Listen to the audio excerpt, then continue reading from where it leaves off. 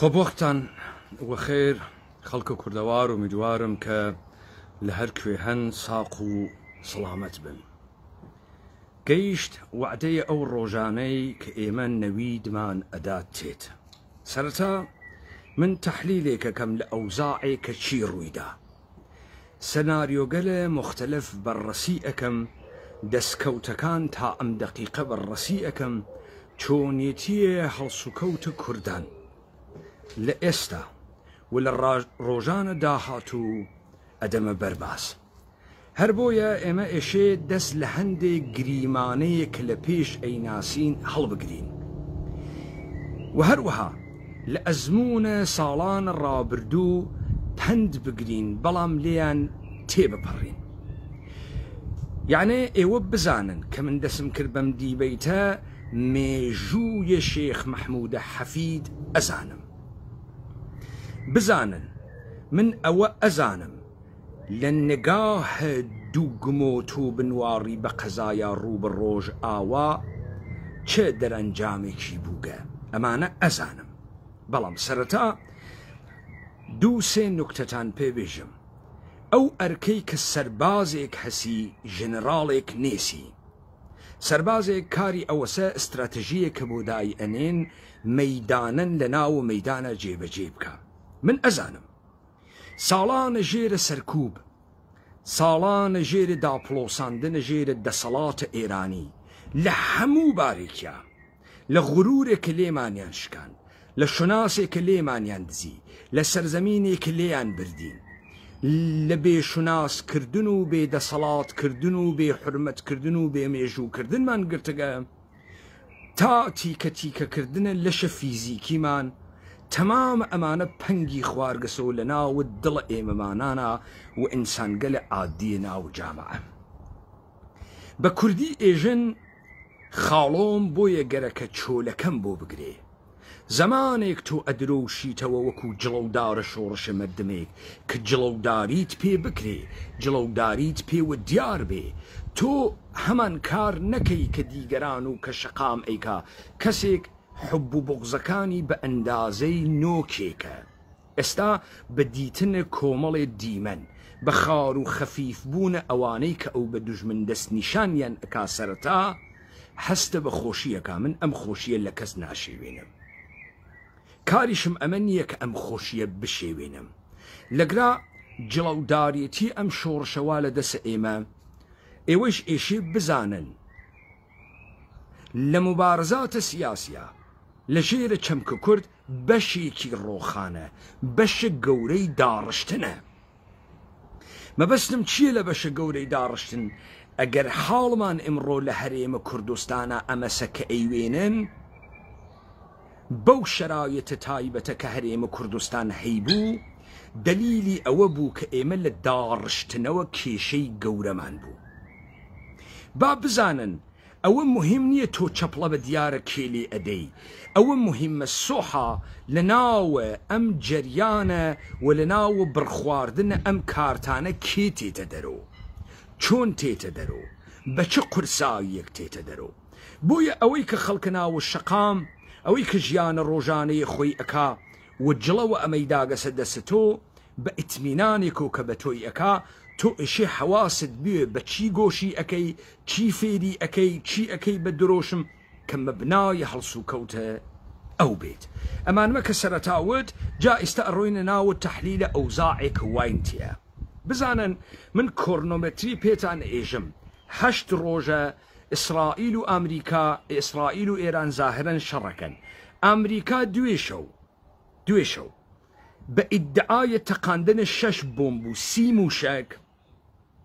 كقويا لطريقة جنگندهاي بيدو كمعلوم لك نية لكوي هالسياقن و اديك موشك لجير درياي وتقيقة عملا قرك يسيبيجي جمهورية اسلامي ناتواني حملة بكاتا حيج بيجي سربازيكي ايما چون ايما لحيج ولاتي كمان مانا نتقانقه بعد اعلامك قورترين عمليات نظامية تاريخ الولايات المتحدة امريكا ادعاي واكا بتقاندن الشش بومب وهاويشتن السيموشك جمهوری ئیسلامی زاهرەن لە ژێر ئەم هەجمە بڵقە سەر ئاوە دەوڵەتە ئێرانی و 5 دقیقە تواوە. سوالە گەورە ئەمەسە ساڵە 1358 وا خومینی قنی نەگریسیا و بە کورسیەکەی دەسەڵاتۆ وەختێ سەفارەتە ئەمریکایان گرت کارمەندانە سەفارەتیان بە بارمتە گرت بە ئیاڵەتە متحدەیە ئەمریکا سوحێتا نیمەڕۆ خومینی کەتبەس بکردایە بۆ نەی کرد.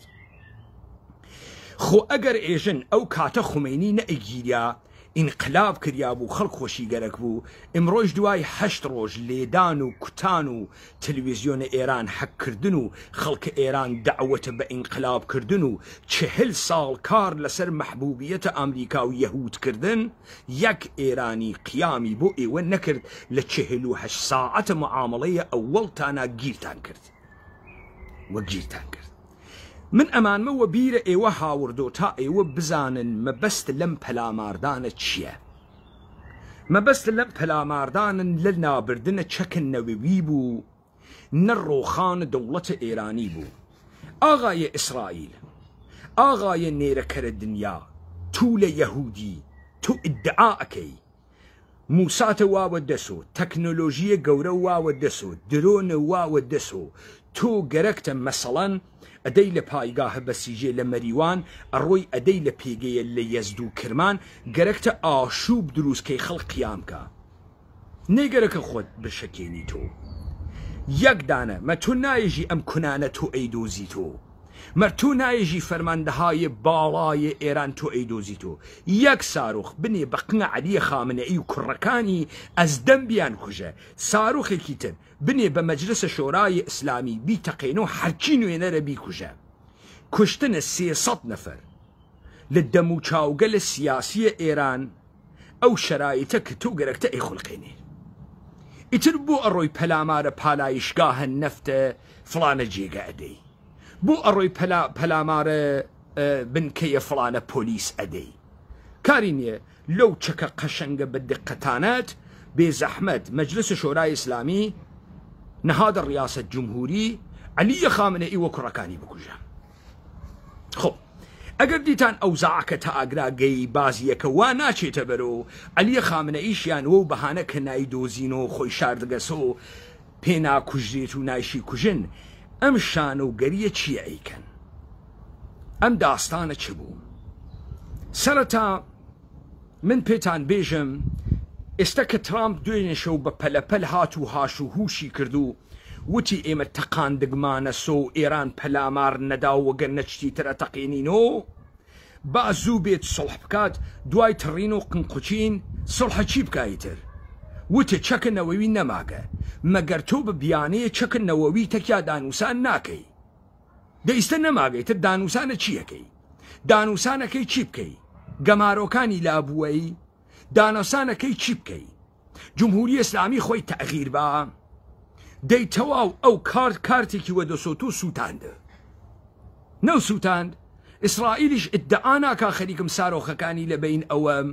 دەیتر چ قسەیە کەستەکە تەرەفا بکەی بۆچی گەرەکتە قسەتەکە تەرەفا بکەی مەگەر ئەمەی کە لەگرا تۆ بازیەکە جۆرێکی تر بوێنیت بۆیە من سەرەتا بە ئێوە وتم داستانەکە چه شکلێ من ئەو ڕۆژە پرسیم یاڵەتم ئەوڵەن ئیسرائیل چەکی نییە با لە فۆردۆ دەرکەوت نەیبوو هەر ڕۆژە ئەوەڵ وتم و مەبەستەکە ناپێکێ دوو من یاڵەتە متحدەی ئەمریکا تێ چیەکە تێ مەسەڵەن فۆردۆ ئەتەقێنێتەوە دەی ئیستە چیەکە جێ تێڵێ ئەڕوا پەلکێشە ئێران ئەکا گەمارۆکانی لابووە دۆلاریان پێبا چیەکە ئەڕوا ئێران ئەگرێت ئێران 1,648,000 کیلومتر مربع ئێران گرتنی حد ئەقل 4 ملیۆن سەربازی گەرەکە داگیریکەی ئەگەر قیامە خەڵکی لەگەڵانە بێ ئەگەر گەرەک توێ قیامی خەڵکی لەگەڵا بێ 500,000 نەفەر نیروی گەرەکە 500,000 نەفەر نیرود برد ئەشێ بیر لە لۆجیستیکی بکەیتەوە لە خۆراکی بکەیتەوە لە خوتوتە ئرتباتی بکەیتەوە چی ئەەکەی بە هەلیکۆپتەر شتی بۆ خەیتە خوارەوە لە ناوەڕاستە ئێرانە لە دڵە کەویر و سەحرا و بیابان و کەجووکێوە تۆ 500,000 نەفەر ئەهەنێریتە ناوە وڵاتێکی 90 ملیۆنی ئەوان خەڵکە ئێران بە بارمتە ئەگرن یا خەڵکە ئێران ئەوان بە بارمتە ئەگرێ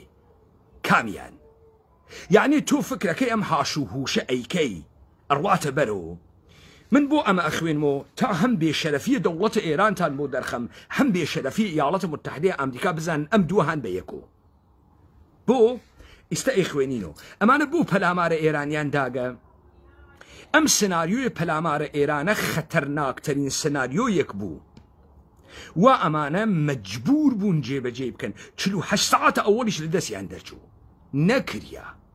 نكريا نشوى برو چی نشوى برو تا ام دقيقة وكو دسكوت كرد بيخنا جيفانتان علي خامنئي نيتواني جانشين دابنيت روالة دمامك دولة ايراني ناقوريت ناتوانن بيقورن علي خامنئي اتر لدواي ام جريانه كأجر پلامار أمريكا ندا كلقل أمريكا نچيت شر هر جانشينك دابني حج كسي ناچيت جير باري تواو سيناريو يفاز سوم دولة إيران توسط علي خامنئي بتور مطلق تواو نكتة دوم ناسيوناليزم إيراني چب باله سلطنة طلبه آريابازي تواوبو ناسيوناليزم شيعي صفوي تواوبو ايدي ايرانيات تواوبو جا استمن اما توزيع هذا لسر اما اچم باب زانن جمهورية اسلامي والشيعة كان كلب حسين وهاشو هوشيان اكرد ايو بيتان وابو اما نفر قارمان مشتي نامتعلق يهودي زادية كولية هندي فارسية ترك امرو ماسيان كرقسة كيسة وقرك يانا السيناريو يشكست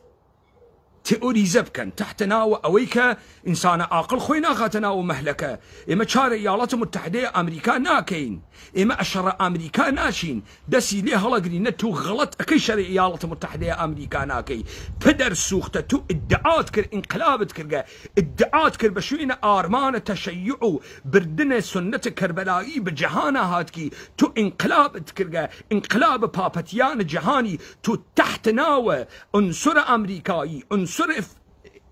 يهودي خلق اعدام كرد تو شناس مردمت برد تو خلق تكاول كرد تو فرهنگ كسيف بفرهنگي ايرانيت بسر ام مردمو سبان تو غلط اكيس شراكي تو مسلمان بويت تو سيغ خانه دانيا بو لحرم الرضا ومعصومه فاحشگيد اسلامي كردو تا انسانكيش اگر تقيل اخوايك اكا بمجوز اخوار روجي ددانا سرويس الجنسي بدات خيالي راحت به هلم داستانا كزاية مولانا بحث حمزة اكا حمزة باوك ماموي بيغمر اجل سردمان بيري وقت تكسفاي كفارا شريانا كرد حمزة زريا كيف ردا روتو بو چوناو سي شمشير وسنان وتيغة دجمن خلق عافية طلبوتي حمزة تو جوان ويد بدا صلاة ويد لم لافاند لي نادا زريت اوست استبير بوجي تو قرول بوجي ام لافت شي اللي ادي خوات فرا ادي تبر الشمشير ريشه چرمك سريناويتو تمن قورة سريناويتو تيغو شمشير تميزي نية تشخيص نادا اتكجدا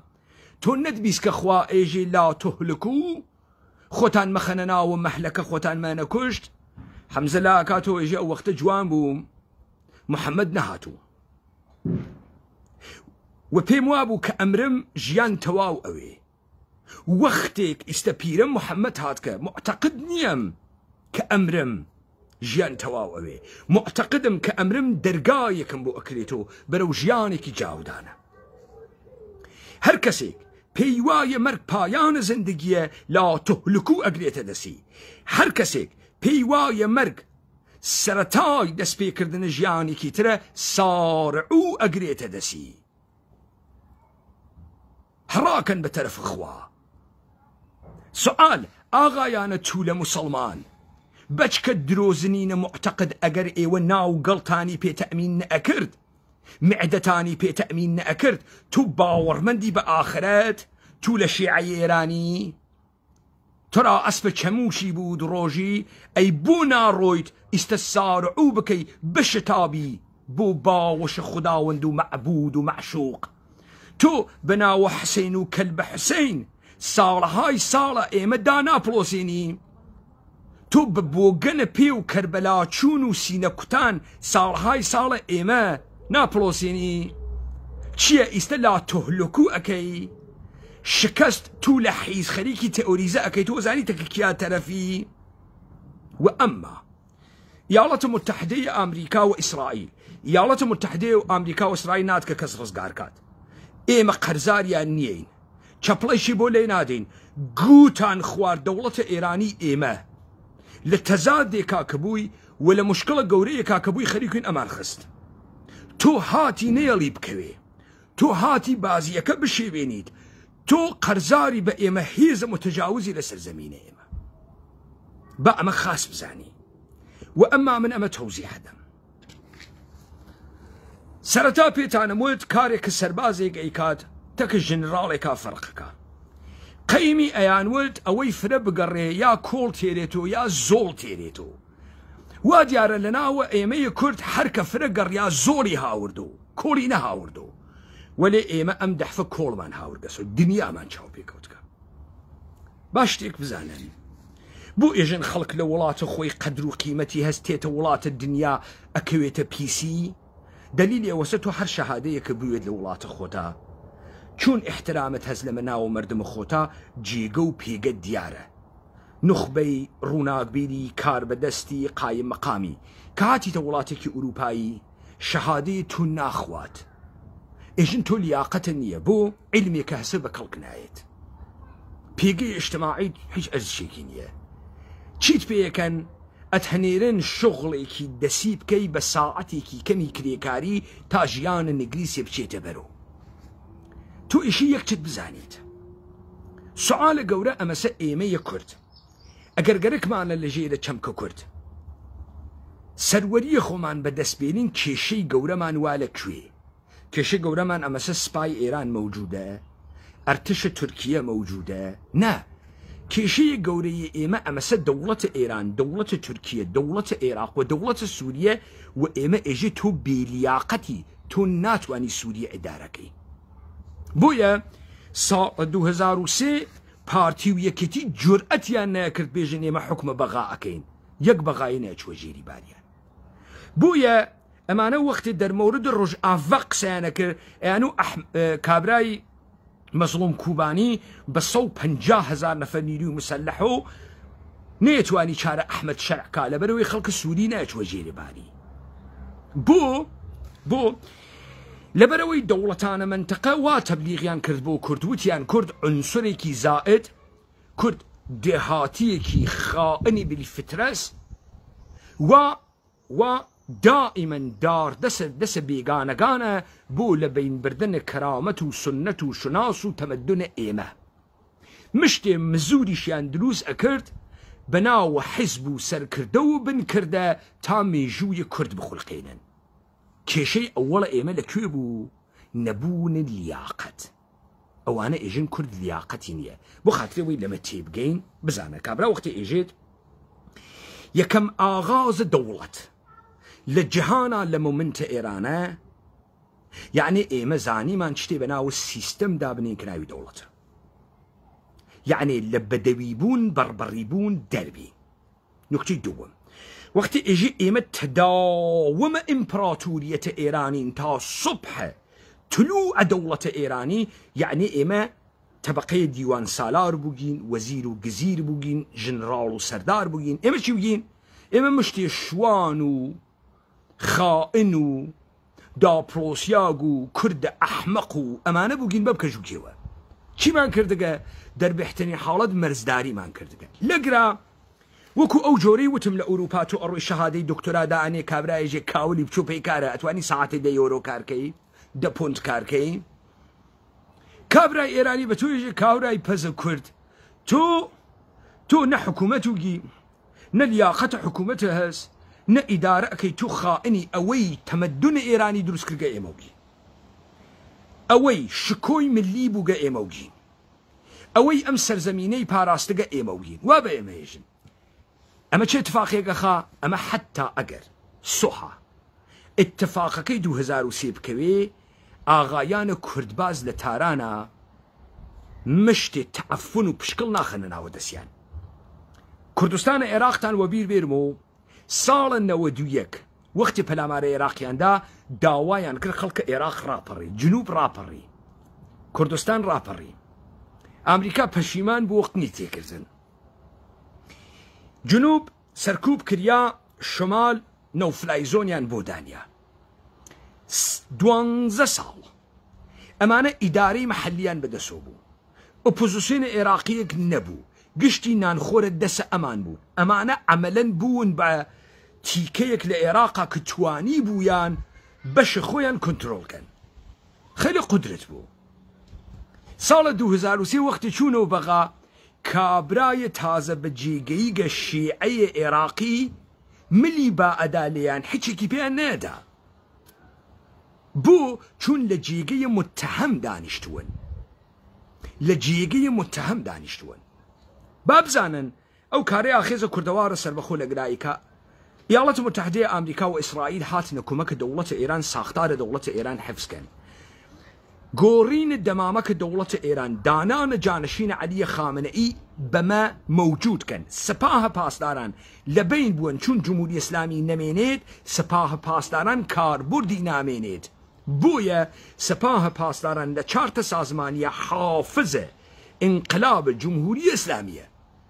نەکاری بە مەرز هەز نەکاری بە سەرزەمین هەز نە ڕەبتێکی هەز پێی بۆیە بەر لەمەی دەمامەکە ئێران بگۆڕی ئێشە تەکلیفە سپا ڕۆشن کەیتۆ ئەمانە بەرتر دەستیان برد بە شێوەی ڕاپەڕین کاری لەسەر بکەن ئێمە شکستمان پێهێنان ئێمە نەمان هێشت بڕواتە بەرەو بۆیان ڕۆژە ئەوەڵی شوتمان دەوڵەتە ئێرانی لە مۆمنتێکی مێژوویە گەرەکی خۆی بگۆڕێ پێچەکە فرە خەتەرناکە بازیەکە پیچی دەست سەبەبە گۆڕانکاریە مەیدانی هەر پرۆژەیەکیان لێ ئەشێوێنێت و ئێمە یەکێک لە عەواملە یەکجار گرنگە ئەم شێواندنەی ئەگەر تا ئەگرا داستانەکەمان تەعقیب کردوێ وەزعیەتێک کە ئیستە دەوڵەتە ئێرانی واتیایە کڵاپس بوودەگیە بەرەو یەکپاشیدەگیە ئیستە بەحسیەکەم یەکەم هەنگاوە ئێمە بە عنوانە هێزە کوردی ئەمەسە سابتی بکەین ئێمە مالەکە ئەم سەرزەمینینە سابتی بکەین ئێمە ساحێوە ئەم سەرزەمینینە ئەمە چۆن سابتەکرێ چۆن سابتەکرێ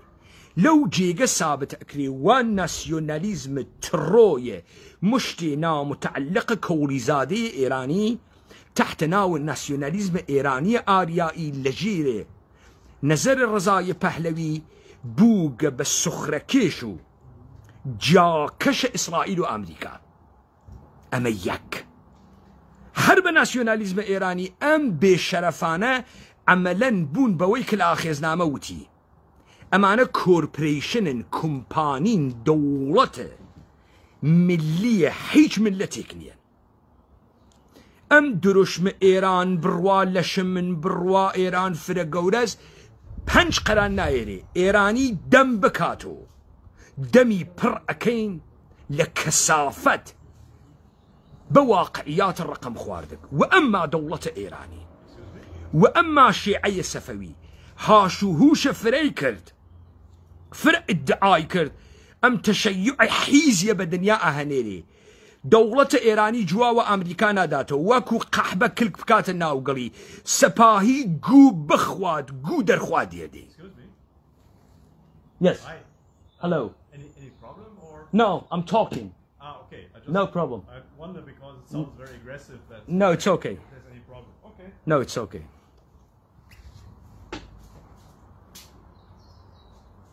دولة إيراني إشي بزانت كالناسيوناليزم تبين نكرياغ بإيدي إيراني سوار برمجتمع واقعية ميداني هرواك خوي سباندبو توايوا وأما كرد لیاقەتە ئەستاندنەوەی سەرزەمینە خۆی بەدەستبێرێ گەورەترین دەستاوەردە خۆیەسی لەزا ئێمەی کورد نەبۆ ئەمریکا چەپڵە لێ ئەدەین نەبۆ ئیسرائیل ئیسرائیل و ئەمریکا هاتن کارە ئێمەیان خراو کرد هاتن تەکە دەوڵەتە ئێرانیا هاوکاریان کرد ئیستە ئێوە تماشایەم کوردە قەومی ئیتنیکیە بکەن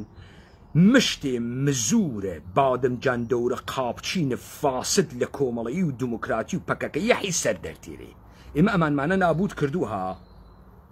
نابودمان کردوونها چون بازیەکە تەغییری پیا کردگە ئێمە ئیستە ئێشێ شەڕە ئەمانیشە تەکوەتەک بکەین هەر کەسێ تەکە ئیاڵەت متحدەی ئەمریکا و ئیسرائیل بکەوێ چەپڵەیان بۆ لێ بدات خۆی تڕۆ کرد